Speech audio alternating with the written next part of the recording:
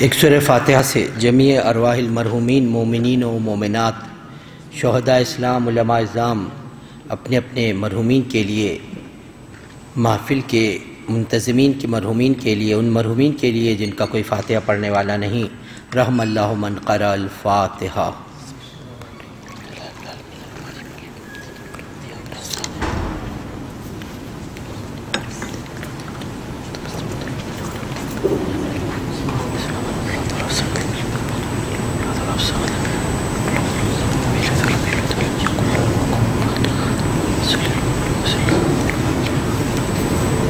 اعوذ باللہ السمیع العلیم من الشیطان اللعین الرجیم، بسم اللہ الرحمن الرحیم، الحمدللہ الذی ہدانا لہذا وما کننا لنہتدی لولا ان ہدانا اللہ، لقد جاءت رسل ربنا بالحق، الصلاة والسلام علی النبی الامی مکی المدنی عربی القرشی الرسول المسدد والمصطفى الامجد محمود الاحمد ابو القاسم محمد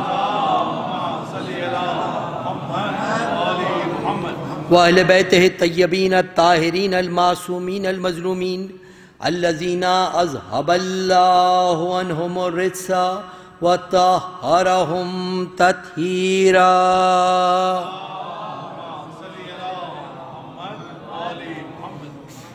لا سیما بقیت اللہ فی الارضین الامام المنتظر والحجت الثانی عشر آیت اللہ العظمی والحجت الکبریٰ روحی وارواح العالمین لتراب مقدمہ الفدا، وَلَعَنَ اللَّهُ عَلَىٰ أَعْدَائِهِمْ وَعَلَىٰ غَاصِبِ حُقُوقِهِمْ وَعَلَىٰ مُنْكِرِ فَضَائِلِهِمْ مِنَ الْآنِ إِلَىٰ قِيَامِ يَوْمِ الدِّينِ۔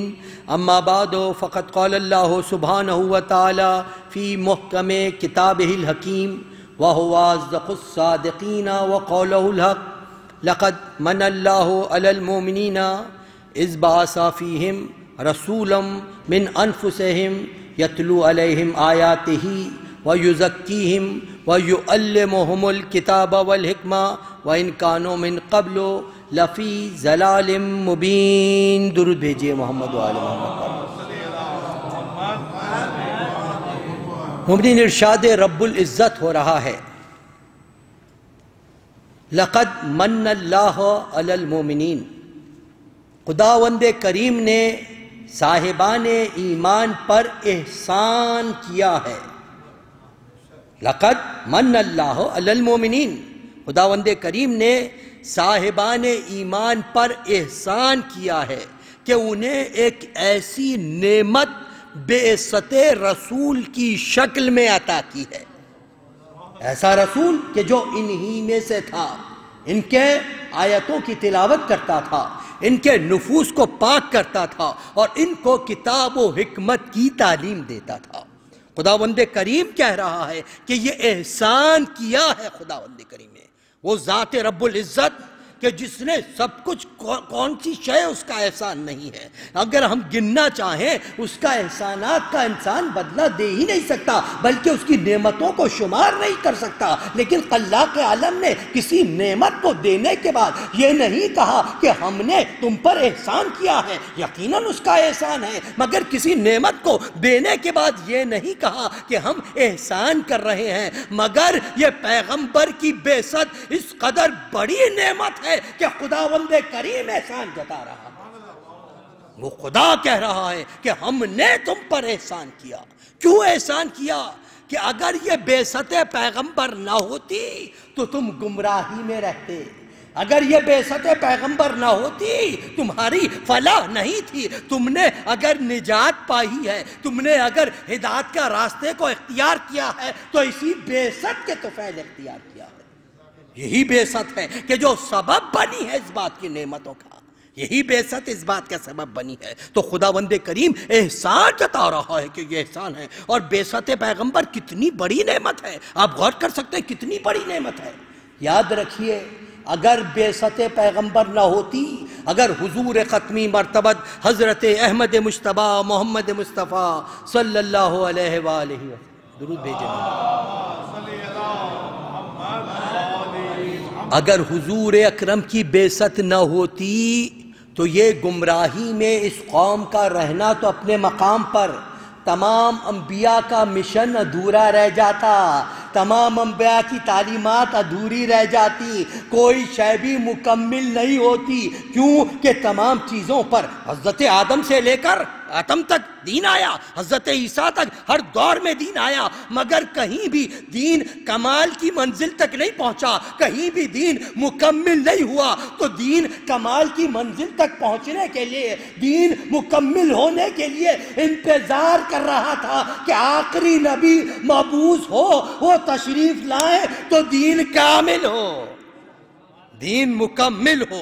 اور جب یہ ہستی تشریف لائی ہے تو اس ہستی کے ذریعے سے خداوند کریم نے دین کو کامل کیا ہے، دین مکمل ہوا ہے۔ تو اس لیے خداوند کریم احسان بتا رہا ہے کہ ہم نے احسان کیا ہے، کیسا پیغمبر بھیجا، یہ بعثت پیغمبر، یہ بعثت رسالت۔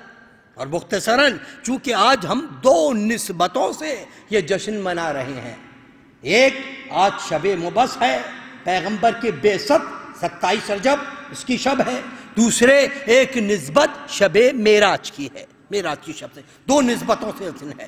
تو ایک نسبت بعثت پیغمبر، تو تاریخ بتاتی ہے کہ پیغمبر کی حیات طیبہ کے جب 38 سال ہو گئے، 38 ایئرز، اس وقت پیغمبر اکرم غار حرا میں جا کر عبادت الہی کو انجام دیا کرتے تھے۔ غار حرا کہ جس کی چوڑائی بتائی جاتی ہے کہ 1.5 ہاتھ کے قریب، اور جس کی لمبائی تقریباً پرانے زمانے کا پیمانہ ناپنے کا 4 ہاتھوں کے برابر تھی۔ پیغمبر کو اس جگہ سے بڑی محبت تھی، کیونکہ اس سے وہ خانہ کعبہ کو دیکھا کرتے تھے، اور خانہ کعبہ سے پیغمبر اکرم کے جو لطف و محبت ہے وہ اپنے مقام پر ہے۔ خداوند کریم نے بھی جب کعبے کو قبلے سے، پہلے قبلہ اسلام بیت المقدس تھا، وہاں سے جب تبدیل کیا تو ایک نسبت یہی دی کہ ہم دیکھ رہے ہیں کعبے سے تمہاری جو محبت ہے، تو یہ پیغمبر کی محبت کعبے سے تھی، کعبے کا نظارہ ہوتا تھا۔ تو پیغمبر اکرم کو الفت و محبت تھی، پیغمبر جا کر وہاں پر عبادت الہی کیا کرتے تھے، 2 روز 4 روز، یہاں تک کہ روایتوں میں ہے رمضان کا پورا مہینہ پیغمبر جا کر وہاں پر عبادت الہی انجام دیا کرتے تھے۔ جب یہ شب آئی، یہ شب نہیں بلکہ اس کا دن آیا، 23 کا دن آیا، پیغمبر وہاں پر عبادت الہی انجام دے رہے تھے، عبادت الہی انجام دے رہے تھے۔ تو بعض تو روایتیں تو بہت ہیں، لیکن جو ہمارے پاس کی مصدقہ روایت مختصراً، تو پیغمبر عبادت الہی انجام دے رہے ہیں، تو ایک طرف سے آواز آئی یا محمد۔ پیغمبر اکرم نے دیکھا تو ایک نورانی مخلوق ہے، نورانی مخلوق ہے، حضرت جبریل علیہ السلام تشریف لائے، حضرت جبریل علیہ السلام تشریف لائے اور پیغمبر سے کہا اقرا، پڑھیے۔ پیغمبر نے پوچھا ما اقرا، کیا پڑھوں؟ تو آیت نازل ہوئی اقرا بسم ربک الذی خلق۔ یہ پہلی آیت، پہلی وحی جو پیغمبر اکرم پر نازل ہوئی، اقرا، اللہ کے اب سے پڑھیے کہ جو خلق کرنے والا ہے۔ یہ اس سے وحی کی ابتدا ہوئی، پیغمبر نے آیت کی تلاوت کی اور پھر سلسلہ قرآن کو جاری رکھا۔ یہاں پر یہ بات، ہمارا ایمان یہ ہے، پیغمبر کے پاس قرآن کا مکمل علم موجود تھا۔ یہاں پر اقرا سے جو جبریل نے کہا اقرا کے ذریعے پڑھیے، تو یہاں پر بتدریج قرآن کے نزول کا آغاز ہوا ہے، ورنہ علم قرآن پیغمبر کے پاس پہلے ہی تھا، لیکن بتدریج نزول قرآن کا آغاز ہے اقرا کی آیت سے، جو 23 سال میں جا کر مکمل ہوا ہے۔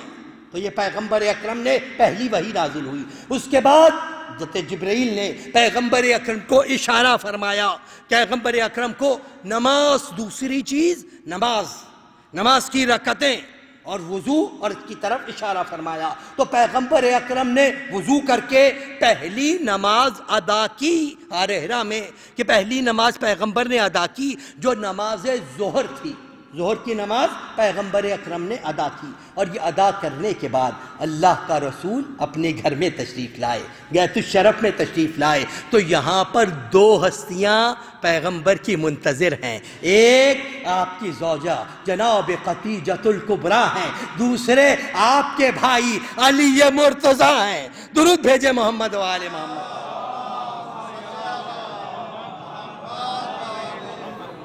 آپ نے واقعہ بیان کیا، نزول قرآن کا، وحی کا واقعے کو بیان کیا، اور آپ نے یہ پہلی تبلیغ کی جو پیغمبر اکرم نے کی۔ تو یہاں پر روایتوں کے تو الفاظ ہیں کہ ایمان لائے، ہم یہ نہیں کہتے، ہم یہ کہتے ہیں صاحب ایمان تو وہ پہلے ہی سے تھے، صاحب ایمان تو وہ پہلے ہی سے تھے، یہاں پر تو ایمان کا اظہار کیا ہے۔ جس طرح پیغمبر اکرم بس نبی کبھی سے تھے، قبل آدم سے نبی تھے، مگر یہاں پر اعلان کی منزل ہے تو یہاں پر اظہار کی منزل ہے، اظہار کیا، سب سے پہلے اظہار کیا۔ اور اس کے بعد دوسری نماز جو عصر کی پیغمبر اکرم نے ادا فرمائی ہے، تو پیغمبر اکرم نے امامت فرمائی، خدیجہ اور علی نے پیچھے نماز ادا کی۔ یہ پہلے دن کا واقعہ ہے، یہ پہلے دن کا واقعہ ہے۔ اور اول مسلم، مجھے یہاں پر وہ بیان نہیں کرنا، پہلا مسلمان ہمیں جو سب سے پہلے اسلام لانے والا وہ امیر المومنین کی یاد ہے۔ یہیں پر عفیف کندی کہ جس سے تمام بزرگان اہل سنت کے مورخین نے بھی نقل کیا، وہ خود چشم دید بیان کرتا ہے کہ میں نے دیکھا کہ ایک شخص آ کر آگے کھڑا ہوا، اس کے بعد ایک بچہ آیا، وہ آ کے کھڑا ہوا، پھر ایک خاتون آئی، دیکھتے اندر وہ آ کے کھڑی ہوئی، وہ جس طریقے سے اعمال انجام دیتا جا رہا تھا، پیچھے کرنے والے ویسے ہی عمل کرتے جا رہے تھے۔ یہ پہلی جماعت ہے جو امیر المومنین نے اللہ کے رسول کے ساتھ ادا کی۔ اسی لیے اقبال کہتے ہیں اول مسلم شہ مردالی، عشق را سرمایہ ایمالی۔ یہ علی کی منزل ہے، اول مسلم، اظہار کیا، سب سے پہلے پیغمبر کے پیچھے نماز ادا فرمائی۔ یہ شرف علی مرتضیٰ کا ہے، یہ بعثت پیغمبر ہے۔ اور دوسری منزل کہ جہاں پر خداوند کریم تعریف کر رہا ہے، درود بھیجئے محمد و آل محمد پر۔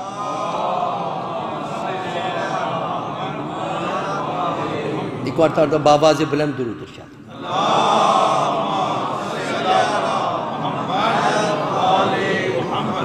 پر ارشاد ہو رہا ہے، بسم اللہ الرحمن الرحیم، سبحان الذی اسریٰ بعبدہ لیلا من المسجد الحرام الی المسجد الاقصی الذی بارکنا حولہ لنریہ من آیاتنا، اللہ سمیع علیم۔ سبحان الذی، سبحان اس ذات کو کہتے ہیں جو ہر قسم کے عیب سے مبرہ و منزہ ہو۔ سبحان کی جو علماء نے تفسیر کی ہے وہ اتنی طویل تفسیر ہے، ایک لفظ ہے سبحان۔ اسی لیے ہم کہتے ہیں کہ عربی اتنی فصیح و بلیغ زبان ہے کہ بعض اوقات دوسری زبان میں ایک لفظ میں آپ اس کا ترجمہ صحیح کر ہی نہیں سکتے، بلکہ اس ایک لفظ کو بیان کرنے کے لیے آپ کو پورا ایک پیراگراف چاہیے۔ تو یہ عربی کی فصاحت۔ تو بہرحال سبحان الذی، پاک ہے، مبرہ ہے، منزہ ہے ہر قسم کے عیب سے وہ ذات، سبحان، پاک و پاکیزہ۔ جہاں اب پاکیزگی کا تصرف، اب تصور اپنی حد کو پہنچ جاتا ہے، وہاں پر ہے سبحان الذی اسریٰ بعبدہ، جو لے گیا اپنے بندے کو، لیلا من المسجد الحرام الی المسجد، مسجد حرام سے مسجد اقصی۔ اور کیوں لے گیا؟ بارکنا حولہ لنریہ، اسے مقام پر لے گیا جہاں برکتیں ہی برکتیں تھیں، برکتیں ہی برکتیں، لنریہ من آیاتنا، تاکہ ہم ان کو اپنی کچھ آیتیں بتا سکیں۔ تو سب سے پہلی بات سبحان الذی، وہ لے گیا۔ اب یہاں پر یہ جو سوال ہے کہ کیسے گئے، تاریخ میں بھی کیسے گئے، زنجیریں در ہلتی رہی، پانی وضو کا گرم رہا، گئے بھی واپس بھی آ گئے، ایسے کیسے ممکن ہے، کس طریقے سے ممکن ہے؟ تو دیکھیں یہاں پر ایک سوال ایسا ہے کہ جہاں پر ایمان کا سوال ہے یہ، یعنی دیکھیں روایتوں کے اندر اگر بیان ہو، یعنی کوئی راوی بیان کرے کہ پیغمبر گئے تھے، تو آپ راوی سے آ کے پوچھ سکتے ہیں کیسے گئے. اگر خود رسول کہیں، حدیث کی منزل آ جائے، تو آپ رسول سے پوچھیں کیسے گئے. یا رسول اللہ اتنی صورت رفتار کیسے آ گئی، اس طریقے سے کیسے گئے، اور اتنی سیر کر کے اتنی جلدی واپس کیسے آ گئے. نے کہا کہ اگر پیغمبر بھی پوچھے تو آپ تلاش کر سکتے ہیں، پیغمبر سے پوچھیں. پیغمبر کیونکہ ضابط حدیث ہے تو اس کے اسناد ہیں، اس کے راوی ہیں، علم رجال ہے، 50 چیزیں ہیں، وہاں پر آپ پوچھ سکتے ہیں، وہاں پوچھ سکتے ہیں. لیکن یہاں نہیں پوچھ سکتے. کیوں نہیں پوچھ سکتے؟ اس لیے کہ نہ یہاں راوی بیان کر رہا ہے، نہ یہاں رسول بیان کر رہے ہیں. یہاں تو خدا کہہ رہا ہے، یہاں تو خدا کہہ رہا ہے کہ ہم لے گئے اپنے بندے کو، ہم لے گئے اپنے بندے کو. تو تجھے اگر رسول کے جانے پر شک ہے تو رسول پر شک نہیں ہے، اللہ کے علی کل شیء قدیر ہونے پر شک ہے، کہ خدا کی قدرت پر شک آ رہا ہے یہاں پر. کیونکہ خدا کہہ رہا ہے کہ ہم لے گئے، تو پھر تجھے شک کیوں ہے آنے جانے پر محمد کے؟ وہ تو ہر شے پر قدرت رکھتا ہے نا. چاہے تو ایک لمحے میں دنیا کو ساکت کر دے، یہ اس کی قدرت کاملہ ہے. چاہے تو دن کو رات، رات کو دن میں بدل دے. جب اس کے مقرب بندے کر سکتے ہیں تو وہ تو خدا ہے. تو خدا کہہ رہا ہے ہم لے گئے، ہم لے گئے، سبحان پاک ذات لے گئی. تو پھر آنے جانے میں شک تو نہیں ہونا چاہیے. اور کس کو لے گئے؟ بے عبدہ ہی. یہاں پر دیکھیے عبدیت کا ہمارے ذہنوں میں جو آتا ہے، عبدیت کا مقام تو بہت نیچے کا مقام ہے. رسول تو اس کے اوپر آ کر نبی بن چکے، نبی کے بعد رسول بن چکے، رسول کے بعد اولی العزم پیغمبر بن چکے، ختم المرسلین افضل المرسلین بن چکے، اس درجے پر پیغمبر پہنچ گئے. مگر خداوند کریم بتا رہا ہے کہ ہم اپنے عبد کو رہ گئے، اپنے عبد کو لے گئے. پتہ چلا یہ پیغمبر کی عبدیت تھی جس نے انہیں معراج کرائی تھی. یعنی بتایا بندہ اپنی بندگی میں جب اس منزل تک پہنچ جاتا ہے کہ جہاں پر اپنے آپ کو مکمل طور پر خدا کے حوالے کر دیتا ہے، پھر اس کی حرکت کچھ نہیں ہے، پھر اس کا سکون کچھ نہیں ہے، تو اس کی عبدیت اس قدر بلند ہو جاتی ہے کہ معراج تک پہنچ جاتا ہے.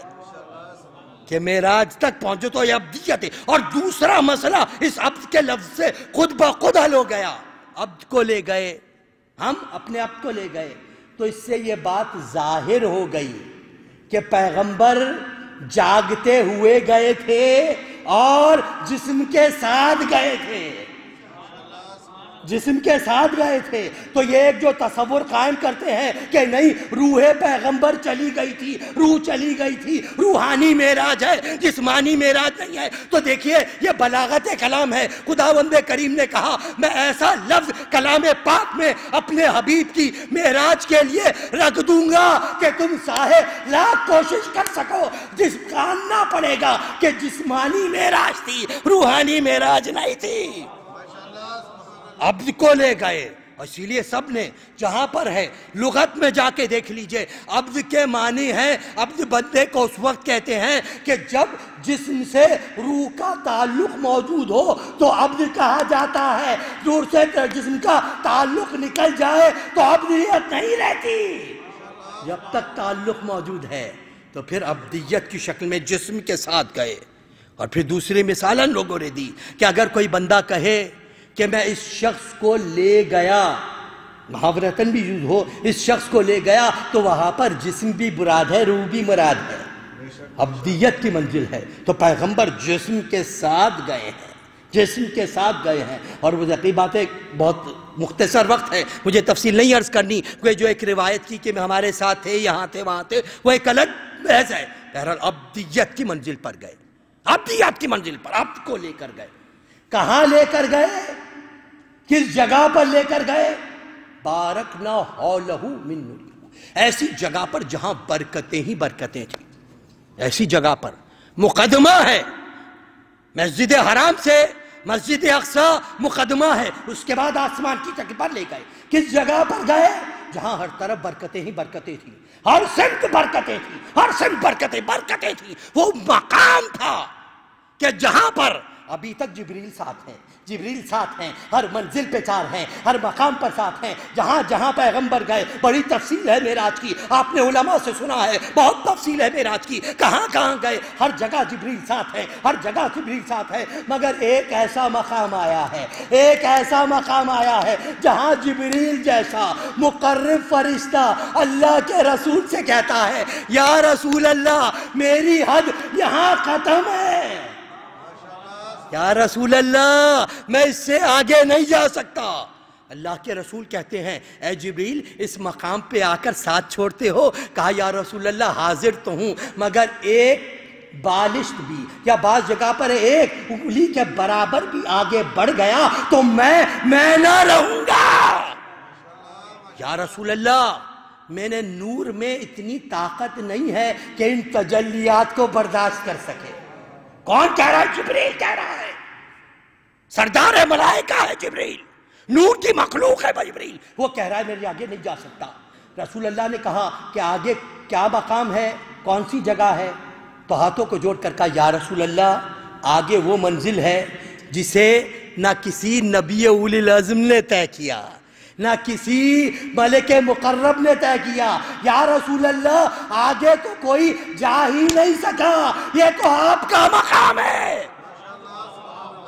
نعرہ تکبیر، نعرہ رسالت، نعرہ حیدری، آواز بلند صلوات.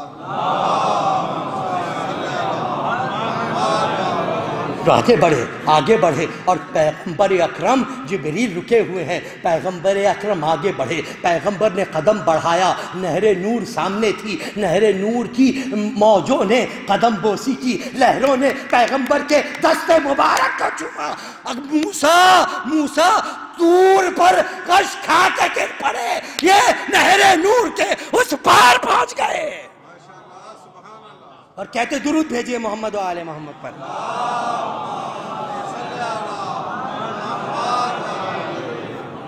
کہ تقدیس محمد کروں تحریر کہاں تک، تقدیس محمد کروں تحریر کہاں تک، بندے کا تو ادراک پہنچا ہے جہاں تک. درود بھیجئے محمد و آل محمد پر.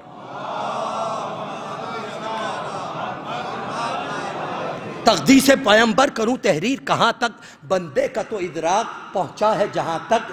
جبریل کے پر جلنے کا امکان ہے جہاں تک، نالین محمد کی رسائی ہے وہاں پر. کون ہے محمد؟ موسیٰ سو طور پر جا رہے تھے نا، طور پر جا رہے تھے. طور زمین کا ایک حصہ ہے، فقط جلوہ تھا. طور پر جانے لگے تو ایک منزل آئی، کہا موسیٰ فقلن علیک، جوتے اتار دو، یہ مقدس جگہ ہے. موسیٰ کو طور پر جوتے پہن کے جانے کی اجازت نہیں، یہ نہر نور کے پاس جوتیاں سمیت چلے گئے. یہ محمد مصطفیٰ کی منزل ہے. تقدیس پیغمبر کروں تحریر کہاں تک، بندے کا تو ادراک پہنچا ہے جہاں تک. جبریل کے پر جلنے کا امکان ہے جہاں تک، نالین پیغمبر کی رسائی ہے وہاں تک. بس اس سے جو آگے ہے وہ پردے میں نہا ہے، بازو ہے محمد کا تو خالق کی زبان ہے. اس منزل پر پہنچے ہیں، اس منزل پر پہنچے ہیں جہاں کوئی نہیں پہنچ سکا، جہاں کوئی نہیں پہنچ سکا. اور آیت کہہ رہی ہے، کون سی آیت؟ سورہ نجم. تفصیل سے بیان کیا. جب واپس آئے تو جبریل کو وہیں پایا. کہاں تھے جبریل؟ سدرۃ المنتہا پر. جبریل کو وہاں پر پایا. اب پیغمبر گئے. اچھا بلایا کیوں تھا؟ تو بعض نے یہی سمجھا کہ معاذ اللہ خدا کو دیکھنے گئے تھے. اور یہ تو اہل بیت کا احسان ہے کہ اہل بیت نے بتایا توحید کہتے کسے ہیں، ورنہ تو وہ یہی سمجھے تھے کہ ایک بڑی روایتوں میں بڑی کرسی ہے، کرسی پر بیٹھا ہوا ہے، کرسی اس کے وزن سے چر چر کر رہی ہے، یہ توحید کو سمجھے. اہل بیت نے بتایا توحید کہتے کسے ہیں. یہ احسان ہے اہل بیت کا، یہ احسان ہے اہل بیت کا. تو جب ایک تصور تھا خدا کو دیکھنے گئے، تو جب رسول واپس آئے پوچھا یا رسول اللہ خدا کو کیسا پایا؟ پیغمبر نے فرمایا تم کیا سمجھتے ہو میں خدا کو دیکھنے گیا تھا؟ جو ایک مقام پر محدود ہو جائے وہ میرا خدا نہیں ہے. جو ایک مقام پہ محدود ہو جائے خدا نہیں. پھر آیت دیکھنے گئے تھے تو اب آیت ہے کیا؟ آیت کہتے کسے ہے؟ تو دیکھیے آیت الہی، آیت کے معنی ہے نشانی اور آیت کے معنی ہے پہچاننے کا ذریعہ.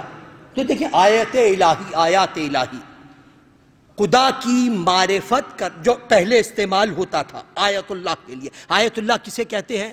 جو خدا کی معرفت کا ذریعہ ہو، جس کے ذریعے سے خدا کی حقیقی معرفت ہو سکے.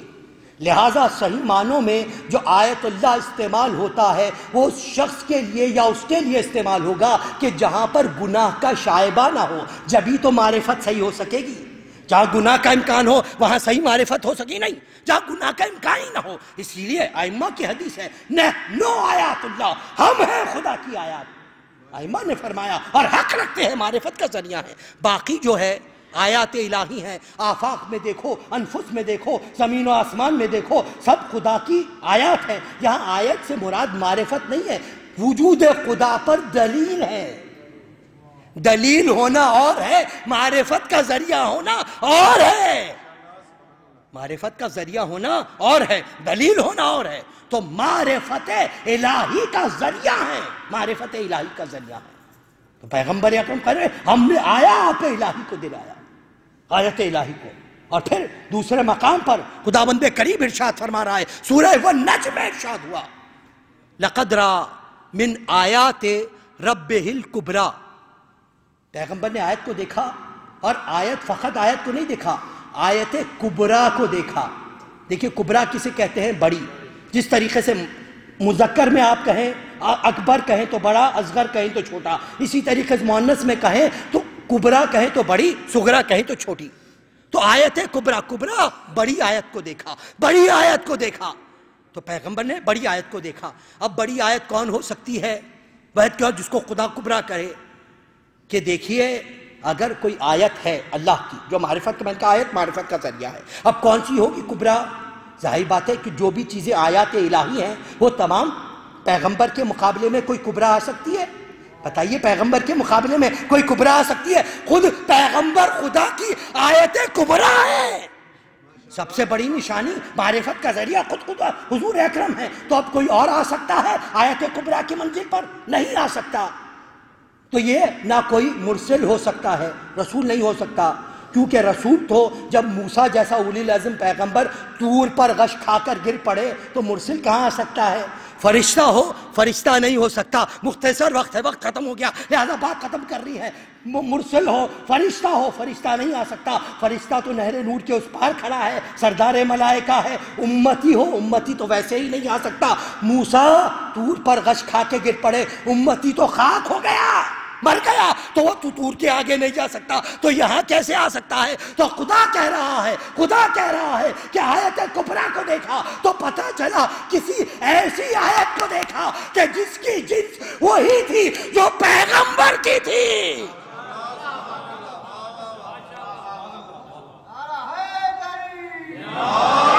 اور کسی کو حق ہے آیت کبریٰ کا،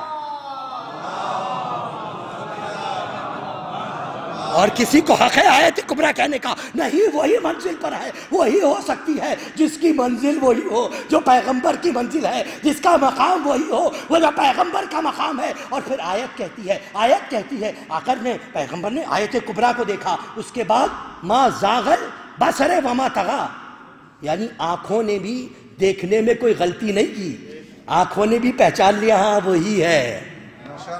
بڑا عجیب مقام ہے، بڑا پر لطف مقام ہے کہ آنکھوں نے بھی پہچان لیا. قرآن سورہ نجم، آنکھوں نے بھی پہچان لیا ہاں وہی ہے. ما کذب الفؤاد وما رأى، اور دل نے بھی گواہی دی. کیونکہ ہو سکتا ہے نا بعض وقت دل کہے کہ جب میں اتنی جلدی آ گیا تو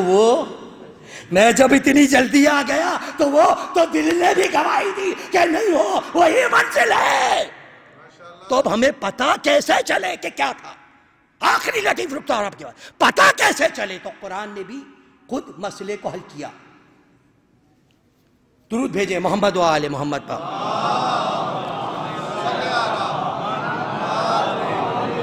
ما اوحا الی عبدہ ما اوحا.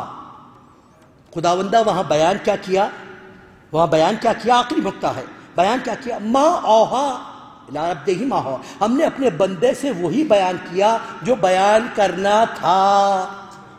دیکھیے ماں کے لفظ کو یاد رکھیے گا. ما اوحا، ما اوحا الی عبدہ ما اوحا، جو بیان کرنا تھا. قرآن کہہ رہا ہے سورہ نجم میں، خداوند کریم فرما رہا ہے جو ہم کو بیان کرنا تھا وہی ہم نے بیان کیا. ما اوحا الی عبدہ ما اوحا. تو یہ ماں ہمیشہ پردے میں رہا، ہم پریشان رہے یہ ماں ہے کیا، ماں ہے کیا، انتظار کرتے رہے ماں پتہ کیسا چلے. وہ تو آخر وقت جب پیغمبر حج آخر سے واپس آ رہے تھے تو آیت نے اتر کے مسئلے کو حل کیا کہ معراج میں جو ماں کہا تھا وہ کیا ہے. وہاں پر کہا لقد ما اوحا الی ما اوحا. ہم نے جو بیان کرنا تھا ماں وہ بیان کر دیا. اور آیت اتری یا ایھا رسول بلغ ما اوحا. یا ایھا الرسول بلغ ما انزل الیک من ربک. اے حبیب وہ بیان کر دیجئے جو بیان کیا جا سکتا ہے. تو پیغمبر نے اس اعلان کے بعد اپنے ہاتھوں پر، دونوں ہاتھوں پر بلند کر کے کہا من کنت مولا ہے فہذا علی مولا. پتہ چلا یہ ولایت کی منزل تھی جس کے لیے بلایا گیا تھا.